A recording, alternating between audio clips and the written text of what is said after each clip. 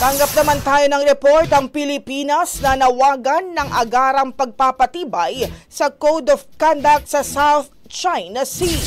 Brigada Maricar Sargan, ibrigada mo! Brigada! Live report!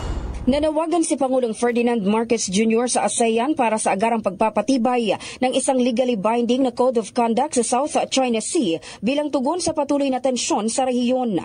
Bahagi ito ng intervention ng Pangulo sa nagpapatuloy na ika-46th ASEAN Summit na ginaganap sa Kuala Lumpur, Malaysia.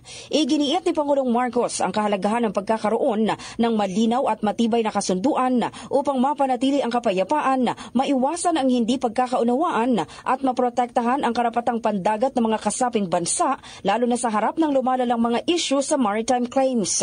Matatandaang sa ginanap na Joint Working Group on the Implementation of the Declaration on the Conduct of Parties in the South China Sea nitong mga nakaraang buwan, nagkasundo ang ASEAN at China na target nilang magkaroon ng Code of Conduct sa South China Sea sa taong 2026. Samantala, nagpahayag naman ng pagsuporta si Pangulong Marcos sa napagkasundoan ng ASEAN member state na huwag gumanti sa ipinataw na reciprocal tariff ng US.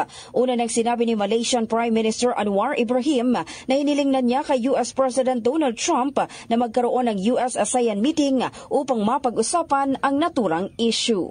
In the heart of changing lives, ako si Brigada Maricar Sargan ng 105.1 Brigada News FM Manila, The Music and News Authority. Ang bahaging ito ay hatid sa atin ng Yummy-Vit ES3 Syrup. Simulang tuparin ang pangarap ng iyong anak. And starting now,